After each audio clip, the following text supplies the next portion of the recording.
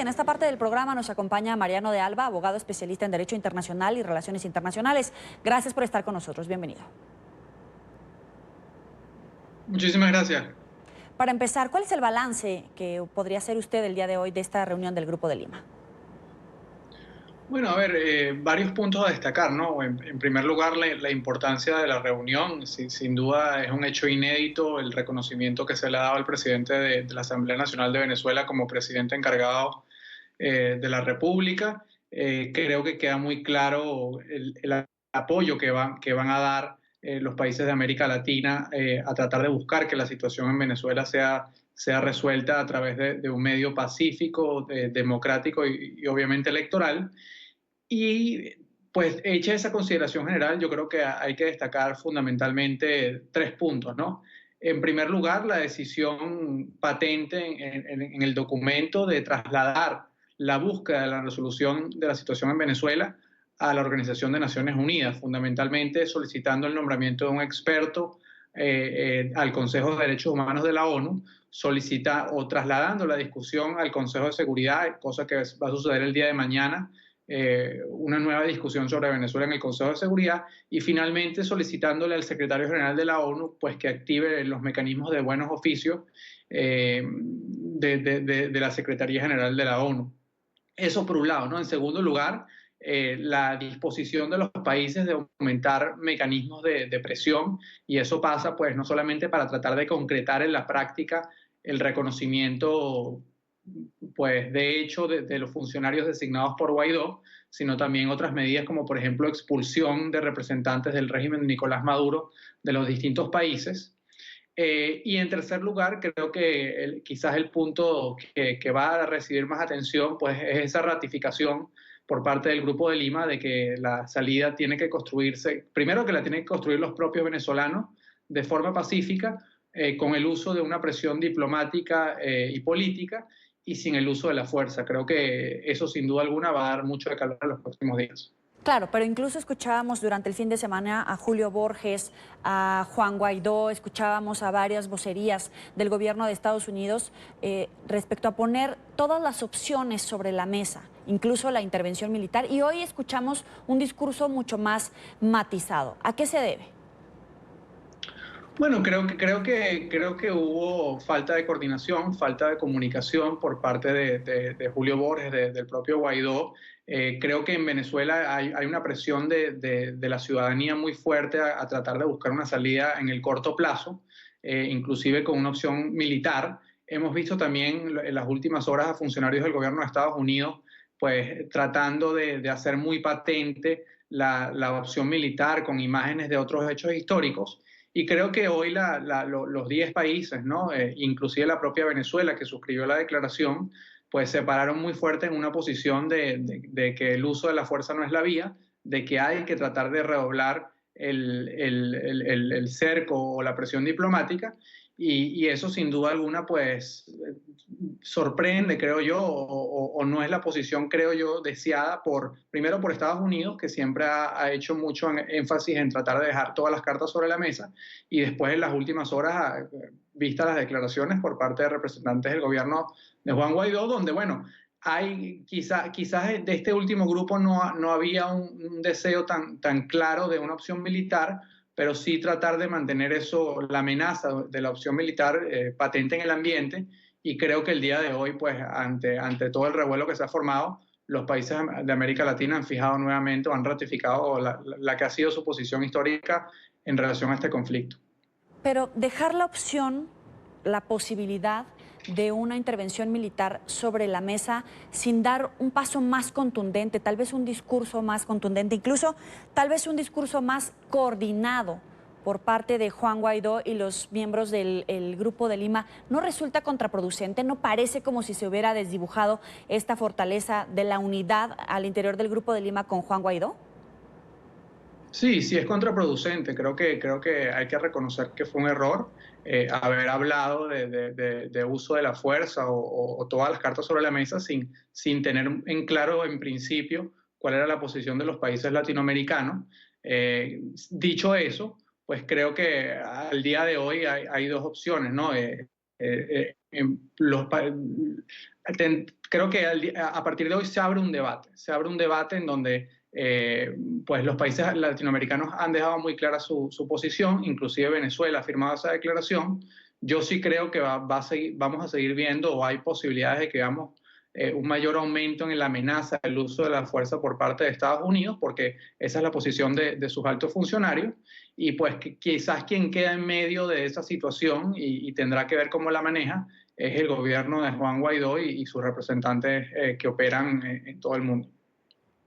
Ahora, hay una opción que hablaba sobre más sanciones para doblegar al régimen. Con esta amenaza, solamente en categoría de amenaza, sobre la mesa contra el régimen de Nicolás Maduro y más sanciones, ¿de verdad se puede doblegar al régimen para que admita, acepte esta convocatoria a elecciones después de un cambio en el Consejo Nacional Electoral? ¿De verdad hay espacio todavía para eso?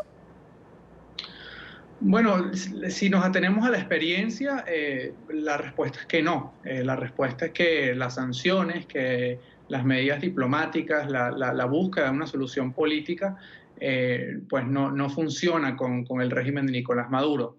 Creo que la disposición de los países latinoamericanos es tratar de llevar esa presión diplomática a niveles no antes vistos, ¿no? A niveles de inclusive, como dice la propia declaración, tratar de buscar que el desconocimiento del régimen de Nicolás Maduro se concrete en la Organización de Naciones Unidas y el representante del régimen de Maduro ni siquiera pueda sentarse en Naciones Unidas, sino que lo haga el representante de Guaidó. Eh, pues hay que ver, yo creo que también otro punto importante que hay que destacar de la declaración es la vuelta quizás a esa estrategia que ha estado muy patente en el ambiente durante el último mes y medio, que es tratar de convencer a un mayor quiebre en el sector militar, ¿no? Y el énfasis que hacen los países de América Latina en que los venezolanos tienen que continuar organizados, tienen que continuar presionando y que tienen que continuar buscando y exhortando a que las Fuerzas Armadas venezolanas se pongan del lado de la Constitución y abandonen su apoyo al régimen de Nicolás Maduro. Es difícil saber si eso va a ocurrir o no. Creo que las expectativas de que eso ocurriese quedaron cortas en relación con las deserciones concretas que se concretaron durante el fin de semana y por lo tanto, pues creo que si hay algo claro que queda luego de la reunión de hoy es que la presión va a continuar y que esa presión no solamente tiene que continuar a lo externo, sino también a lo interno de Venezuela. ¿No es una jugada de muy alto riesgo tratar de acudir al seno de la ONU, al Consejo de Seguridad, cuando hay factores, potencias mundiales que apoyan, que respaldan a Nicolás Maduro? Sí, sí, es una jugada de alto riesgo. Creo que de entrada lo más probable, por no decirlo muy probable, es que de esas discusiones no surja nada concreto, porque cualquier medida específica que pueda tomar el Consejo de Seguridad tiene que soportar o bypassear el veto de China y Rusia, y es muy probable que al menos Rusia lo ejerza. Y además que llevar la declaración a Naciones Unidas tiene un riesgo adicional, ¿no? Y es que países como Rusia y en menor medida China también vean esto como una oportunidad de iniciar o de continuar un juego político en contra de Estados Unidos y donde pase lo que ha pasado en muchos conflictos a lo largo del mundo, en todo el mundo durante los últimos años, y es que la ONU se tranca las discusiones, no hay avance concreto, la situación se sigue deteriorando sin que la comunidad internacional pueda hacer nada. Esa es quizás una forma de verlo, o la otra forma que lo ven muchas personas es que el gobierno de Estados Unidos ha decidido llevar la discusión al Consejo de Seguridad de la ONU como parte de una estrategia de cumplir con el último paso, que si no es efectivo, que si se tranca el juego en Naciones Unidas, le permitiría argumentar que trató de agotar todos los mecanismos antes de pasar a una opción de fuerza. Pero repito, creo que la declaración de hoy y el mensaje que ha hecho tan explícito países como, por ejemplo, Perú, le hace bastante difícil o hace poco probable que Estados Unidos inicie una acción militar o el uso de la fuerza, dado que es una opción que no es querida por los países latinoamericanos. Claro, pero entonces, ¿cuál es el camino? Porque parecía un despeñadero. Si mañana no logran ese consenso en la ONU, como podemos sacar cuentas, es muy complicado que logre este respaldo. Y al interior del Grupo de Lima tampoco logró este respaldo a la intervención militar. Los países de América Latina tampoco están dispuestos a secundar ese paso. Entonces, ¿hacia dónde lo está llevando Estados Unidos? No sé si de la mano o de manera independiente de la oposición venezolana. Bueno, creo que en primer lugar hay que ser sinceros, ¿no? Y hay que tener claro de que después de hoy lo que sí se vislumbra, pues medianamente claro, y es que la resolución de la crisis venezolana no va a ser en el muy corto plazo, a menos que haya un movimiento importante dentro de las Fuerzas Armadas de Venezuela.